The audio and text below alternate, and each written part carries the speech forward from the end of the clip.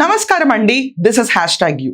రఘురామ్ కృష్ణరాజు గారు మన deputy speaker గారు, ఒకప్పుడు చూసుకుంటే మాజీ ఎంపీ. ఈయనకి న్యాయం జరుగుతుందా అని రాష్ట్రం అంతటా ఎదురు చూస్తూ ఉన్నారు. నిన్న మనం అబ్జర్వ్ చేస్తే సునీల్ నాయక్ దొరికినట్టే దొరికాడు, కానీ ట్రాన్సిట్ వారెంట్లో కోర్టు నిరాకరించడంతో వాళ్ళు స్టే తీసుకోవడానికి ఈ రోజు ప్రయత్నిస్తూ ఉన్నారు. దామోదర్ గారు అండ్ టీమ్ అక్కడే ఉన్నారు. అండ్ సునీల్ నాయక్ని ఎలాగన్నా గుంటూరుకి తరలించి తీసుకొచ్చి ఇన్వెస్టిగేషన్ స్టార్ట్ చేయాలి అని చాలా సీరియస్ గా ఫోకస్ చేస్తున్నారు. ఆంధ్రప్రదేశ్లో రఘురామ్ కృష్ణరాజు గారికి జరిగిన అన్యాయం గురించి ప్రతి ఒక్కరికి తెలుసు. చాలా మంది అయితే అవుట్ బస్ట్ అయ్యారు, ఫీల్ అయ్యారు. అసలు పార్టీకి సంబంధం లేకుండా ప్రతి ఒక్కళ్ళు రియాక్ట్ అయ్యే అంశం ఇది.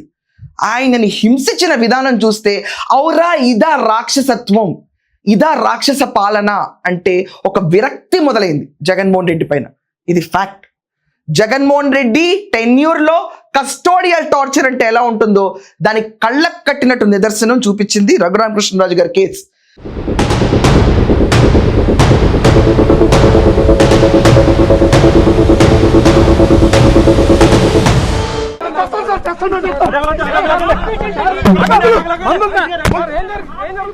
అన్యాయంగా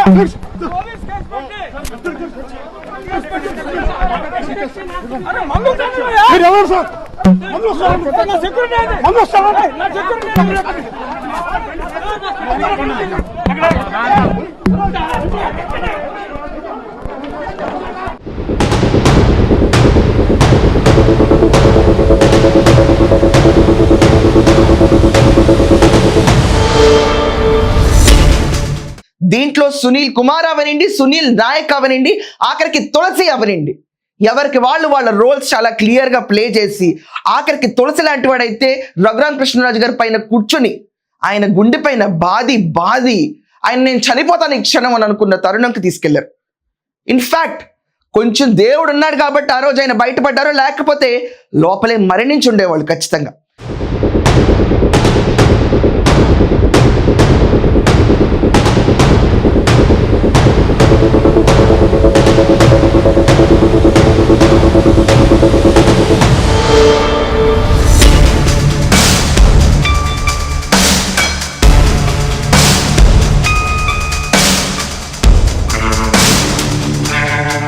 ఇదే రూమ్ లో నేను ఉండగా నన్ను వచ్చి సిఐడి వాళ్ళు తీసుకెళ్లారు. ఆ రోజు రాత్రి దారుణంగా హింసించారు. సరే మొత్తం మీద లక్కీగా బయటపడ్డాం. కానీ ఇక్కడ చావుకి అంచుల దాకా వెళ్ళి ఆ తర్వాత 2 సార్లు చావు అంచుల దాకా వెళ్ళి బయటపడ్డాం. ఆ పోలీసుల కొడుకులు వచ్చారు, కాలు కట్టేసి కొట్టారు. ఒకసారి కాదు, 10 సార్లు ఒక కర్ర ఇటు ఓ బెల్ట్ ఇటు కొట్టి నడిపించి మళ్ళీ కాలు కట్టేసి మళ్ళీ కొట్టి అలాగే 5 సార్లు బూతులు తిట్టారు. అలాగా తిట్టారు. బెయిల్ రద్దు చేయమంటావరా, పిటిషన్ వేస్తావరా అన్నారు. కొడుకులు చంపడానికి వచ్చారని అనుకున్నా ముందు ఆ తాడు తీసినప్పుడు. So I thought that was my birthday. So నా పుట్టినరోజు చనిపోయిన రోజు ఒకటే అయిందిరా, very few people will have the chance అని మనసులో ఒక భావం. ఇలాంటి సునీల్ నాయక్ ఐపీఎస్ చాలా గర్వంగా ఉండాల్సిన అతను ఏ రెడ్డి గారు చెప్తే అమ్ముడు పోయాడో ఎవరికి తెలియదు.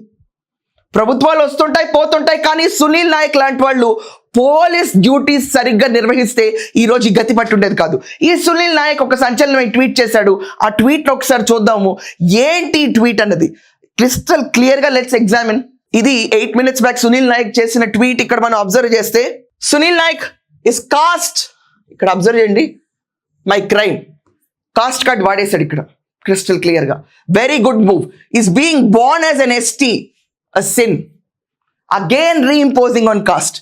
Is it unbearable for some to see people from smaller communities, ikkada observe chesara, rise to high offices?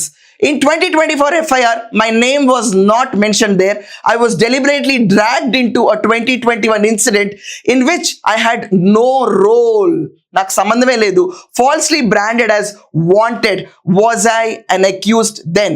You were always an accused. You are always an excuse.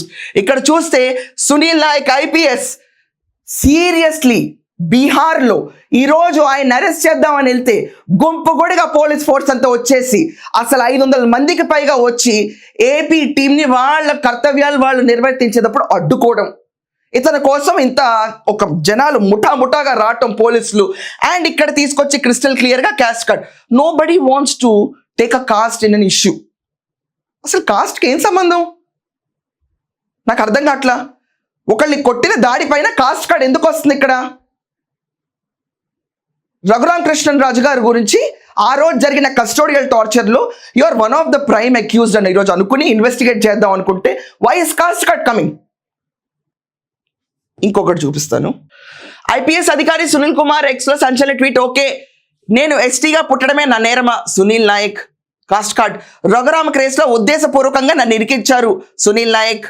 Okay, నా పాత్ర లేకుండా నిందితుడిగా కేసులో చేర్చారు సునీల్ నాయక్. మాజీ సీఎం మీద ఇక్కడ క్లియర్గా చూడండి, మాజీ సీఎం అంటే ఎవరు? జగన్మోహన్ రెడ్డి. ఓకే, జగన్మోహన్ రెడ్డి పైన పివి సునీల్ కుమార్ పైన ఎవరైతే సస్పెన్షన్ ఉన్నాడో పివి సునీల్ కుమార్, ఆ సస్పెన్షన్ జూన్ దాకా ఎక్స్టెండ్ అవుతుంది. పోలీస్గా పుట్టి అపాయింటింగ్ ఆర్డర్స్ తర్వాత మన టర్మ్ అయిపోయేటప్పుడు గర్వంగా ఎవరన్నా కాకి దుస్తులు వేసుకోవాలనుకుంటారో అది కూడా నోచుకోలేని సునీల్ కుమార్ మీద చెప్పాలని, లేకుంటే కేసులో నేరస్తుడు అవుతావని బెదిరించాడు సునీల్ నాయక్. ఎవరండి బెదిరించింది ఇక్కడ తన్ని? రఘురామ్ కాల్ డేటా బయటకి తీస్తా, ఈ కేసులో ఎంతమంది ప్రభావితం చేశారో తెలుస్తుంది సునీల్ నాయక్. ఏమంటే ఇక్కడ చూసారా మొత్తం గేమ్ ఎలా ట్విస్ట్ చేస్తున్నారు? సునీల్ నాయక్ని అరెస్ట్ చేద్దామని వెళ్తే రఘురామ్ కృష్ణరాజు గారు ఫోన్ చేసి ఇతనికి జగన్మోహన్ రెడ్డి, పివి సునీల్ కుమార్ పేర్లు చెప్పాలని బెదిరించారట. అర్థం ఉందా ఎక్కడన్నా? అండ్ ఇదంతా కాకుండా రఘురామ్ కృష్ణరాజు గారి కాల్ డేటా మొత్తం బయట పెడతా. ఈ లెక్కన ప్రతి ఒక్కళ్ళు ఇలా దున్నుకుంటూ పోయి అబద్ధాలని ప్రచురించుకుంటూ మాట్లాడుతూ ట్విట్టర్ ఉంది కదా అని పెట్టుకుంటూ పోతే అసలు న్యాయం జరుగుతుందా ఈ కేసులో? ఎస్, తులసి హింసించాడు. Yes, Sunil Kumar was one of the person. Raghuram Krishnaraju గారు క్రిస్టల్ క్లియర్గా చెప్పారు. Sunil Naik is also one of the person. Video చూసినాడు ఇంకొకడు ఉన్నాడు. ఈయన న్యాయం వచ్చేటప్పటికి ఇన్ని లొసుగులు వచ్చి ఆఖరికి ఇతను కూడా కూర్చుని హాయిగా ట్విట్టర్లో పోస్ట్ చేసుకుంటూ ఈరోజు మాట్లాడుతుంటే అసలు రఘురాముడికి న్యాయం జరుగుతుందా? కానీ ఎక్కడా తగ్గకుండా ఏపీ పోలీసులు మాత్రం ఇతన్ని ఎలాగైనా ఇన్వెస్టిగేట్ చేయడానికి తీసుకొస్తాం గుంటూరు, తీసుకొచ్చిన తర్వాత ఈ కేసును కొలిక్కి తీసుకొస్తామని మాట్లాడుతున్నారు.